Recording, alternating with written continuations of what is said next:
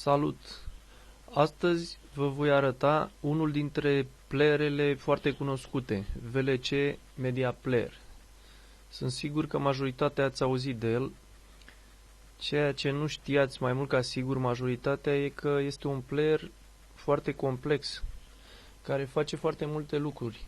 Majoritatea nu prea știu. Sincer, nici eu n-am știut până de curând. Ok. Mergeți la Tools și aici aveți o grămadă de efecte. Efecte video, puteți ajusta imaginea, strălucire, contrast. Puteți întoarce imaginea câte grade vreți. Pur și simplu puteți întoarce filmările care sunt făcute cu telefonul și care sunt răsucite. Le puteți întoarce. Puteți adăuga un logo. O să vă arăt imediat. Eu mi-am adăugat o imagine ca logo. Și foarte, foarte multe lucruri puteți face. Aveți egalizator pe care îl puteți folosi. Ok, haideți să deschidem ceva. El are implicit aici la internet, are implicit adăugate mai multe radiouri străine, diverse genuri de muzică și chiar anumite melodii, anumite hituri.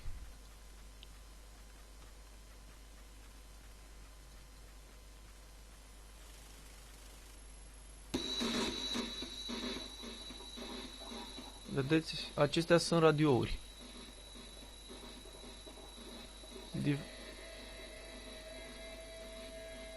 De fapt, sunt melodii. Acestea nu sunt radiouri. Radiouri găsiți aici la Icecast Radio Directory. Aici sunt radiouri.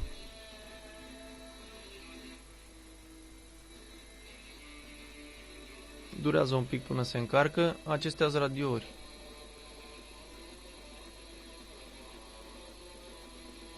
Ok, să deschidem un alt radio. Dublu click.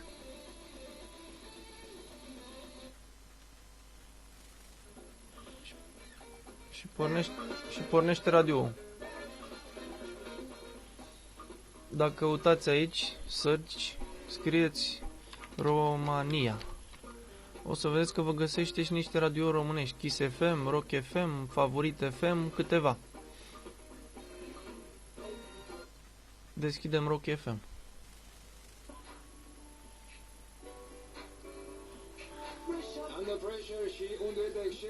Ok.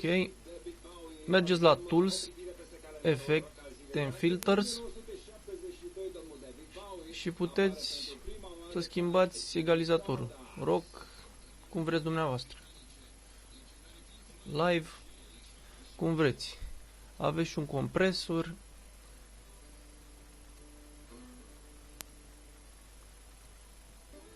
Video efecte. Și multe alte lucruri. Trebuie să vă uitați cu atenție să vedeți ce fac fiecare. Nici eu nu le știu chiar pe toate. Sincronizare. Aici nu știu exact ce face. Cred că sincronizez subtitrarea.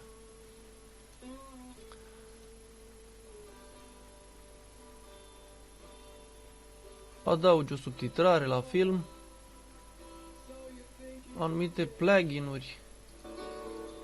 Ce melodie tare.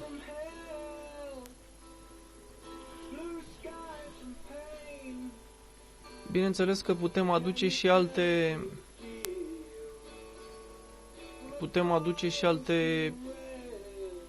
radiouri. Putem să aducem un playlist. De exemplu, eu să aduc un playlist acum cu mai multe radiouri românești. De fapt, cu majoritatea românești. Zicem open file. Și eu am aici un playlist salvat.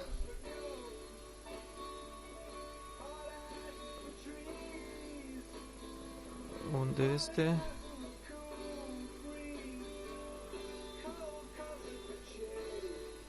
România Cultural, Radio România. Open. Momentan trebuie să ștergem search-ul de aici.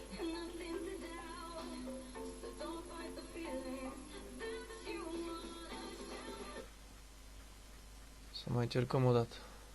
Open file.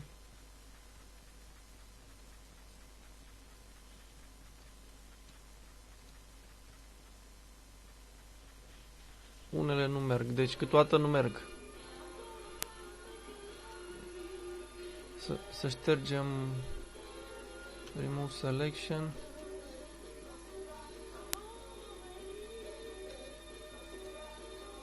Stop. Să-l închid și îl deschid din nou.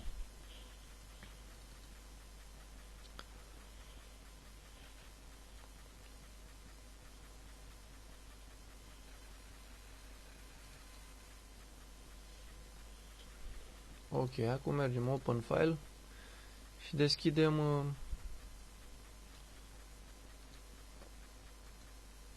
player-ul meu. Din nou face figuri. În fine, deschidem un radio. Nu merg tot timpul, anumite, de exemplu, deschidem Zoo. Și avem Zoo. Zoo FM. Putem să deschidem și televiziuni, alte televiziuni, de exemplu tot un playlist. Căutați pe internet. Sunt niște addon-uri pentru VLC. Căutați pe Google addon VLC și o să găsiți acolo radiouri, muzică, filme.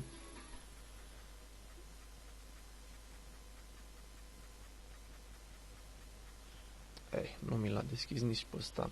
Mai face unele figuri. Îl deschidem din nou. Bineînțeles că nu merg toate televiziunile.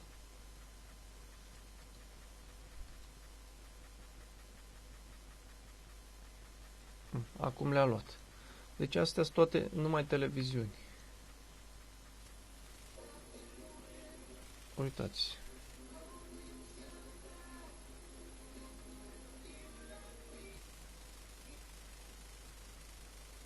Hai mă, permite, mă.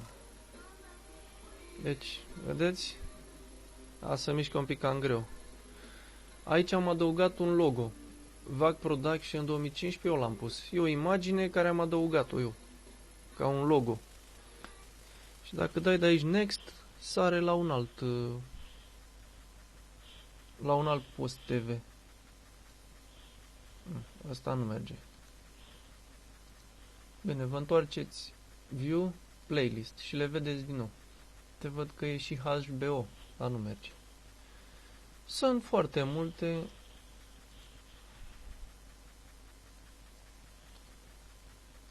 Dar nu merg toate.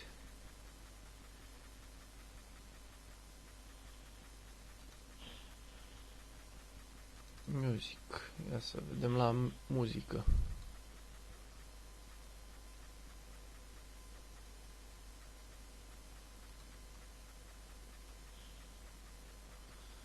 Asta e un playlist care l-am luat eu după internet, dar sincer nu merg toate. Avem și Hazler TV.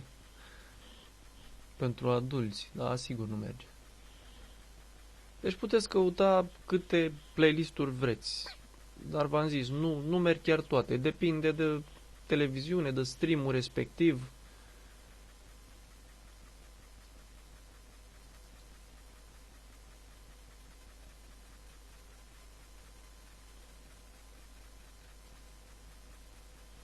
Astăzi chiar nu merg.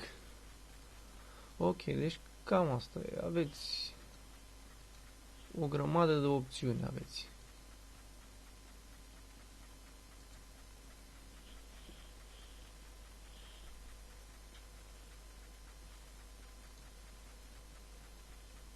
Deci cam asta e VLC-ul. Sunt sigur că majoritatea ați auzit de el. Ce îmi place la el e că merge și fără codecuri. Deci filmele merg și fără alte codecuri instalate. Eu nu mai știu dacă am codecuri, ia să vedem, am. Deci merg și fără codecuri. Nu am niciun codec instalat. Deci sunt codecurile implicite, are el niște codecuri deci poți să nu mai instalezi alte codecuri. Ok.